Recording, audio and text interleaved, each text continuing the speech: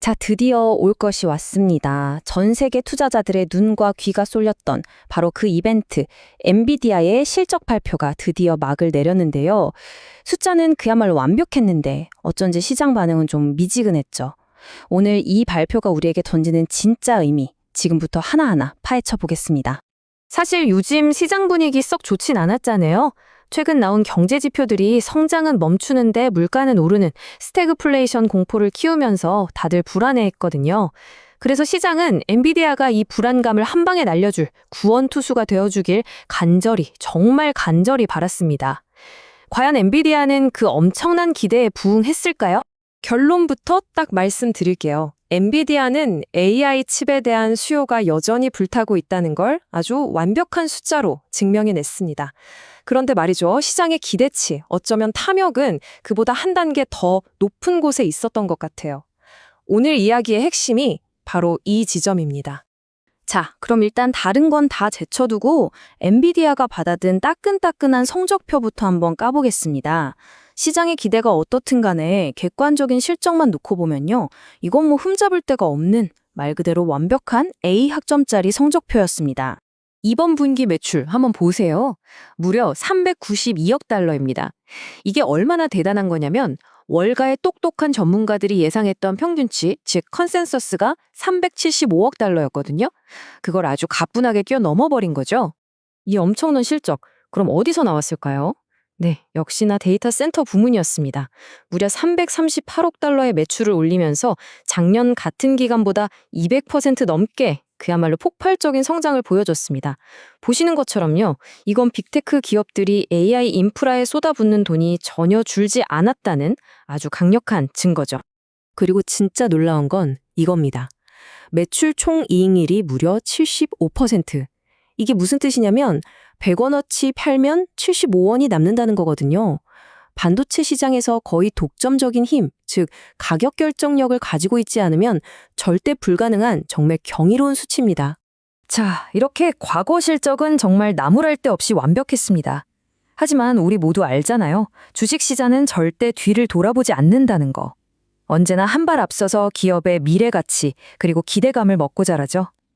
단순히 지난 분기 장사 잘했다는 사실만으로는 시장을 만족시킬 수 없었던 겁니다. 그렇다면 월가의 진짜 선수들, 그러니까 기관 투자자들이 눈에 불을 켜고 지켜봤던 건 과연 무엇이었을까요? 그들의 시선은 이미 과거 실적이 아니라 바로 미래를 향한 단서들에 꽂혀 있었습니다. 시장의 진짜 관심사는 딱 두 가지로 요약됩니다. 첫째, 엔비디아의 차세대 괴물칩이죠. 블랙웰은 지금 잘 만들어지고 있나? 그리고 둘째, 그래서 다음 분기 실적은 얼마나 나올 것 같은데? 이 두 가지 질문에 대한 답이 무엇보다 중요했습니다. 이 질문에 대해 젠스왕 CEO는 아주 자신감 넘치는 답변을 내놨습니다. 블랙웰은 순조롭게 양산에 들어갔고 지금 수요가 공급을 아득히 뛰어넘고 있다고 말하면서 시장의 우려를 한 번에 잠재웠죠. 바로 여기가 이번 실적 발표의 하이라이트이자 문제의 핵심입니다. 엔비디아는 다음 분기 매출 전망치, 즉 가이던스로 420억 달러를 제시했어요. 시장 예상치였던 405억 달러를 훌쩍 넘는 분명히 훌륭한 숫자였죠. 하지만 시장은 그 이상의 것, 그러니까 예상을 완전히 박살내버리는 초대박 서프라이즈를 내심 기대했던 겁니다. A학점짜리 훌륭한 답안지였지만 시장이 원했던 건 만점을 넘어선 A+였던 거죠. 자, 이제 렌즈를 좀 더 넓게 당겨보겠습니다. 엔비디아라는 개별 기업은 이렇게나 잘했는데 왜 시장 전체는 미묘한 반응을 보였을까요?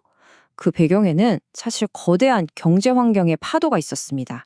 요즘 투자자들 머릿속을 가장 복잡하게 만드는 단어, 바로 스태그플레이션입니다. 경기는 침체되는데 물가는 안 잡히는 정말 골치 아프고 고통스러운 경제 상황을 말하죠.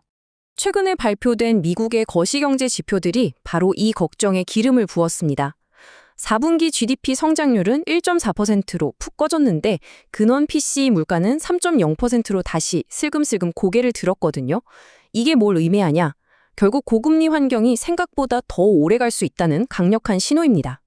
그리고 이런 고금리 환경은 주식시장에 아주 직접적인 부담을 줍니다. 기업의 미래 이익을 현재 가치로 환산할 때 할인율이 높아지니까 주식의 가치 평가, 즉 밸류에이션을 억누르는 효과가 있거든요. 특히 높은 성장 기대를 받던 기술주들에게는 더더욱 부담스러운 환경이죠. 그래서 결론은 이겁니다. 아무리 엔비디아라는 배가 튼튼하고 엔진이 좋아도 스태그플레이션 우려라는 이 거대한 거시경제의 파도를 혼자서 뚫고 나가기엔 버거울 수 있다는 신호가 시장에서 나온 거죠. 자, 그럼 가장 중요한 질문입니다. 이렇게 안개 속처럼 불확실한 시기, 우리 같은 투자자들은 도대체 어떤 전략을 가져가야 할까요? 이제 냉정한 분석을 넘어서 우리 포트폴리오를 지키고 또 키워나갈 수 있는 구체적인 실행 전략에 대해 이야기해 보겠습니다. 이럴 때일수록 단기적인 예측에 목매기보다는 장기적인 관점에서 포트폴리오의 뼈대를 튼튼하게 만드는 게 중요합니다. 그 핵심 전략은 크게 세 가지입니다.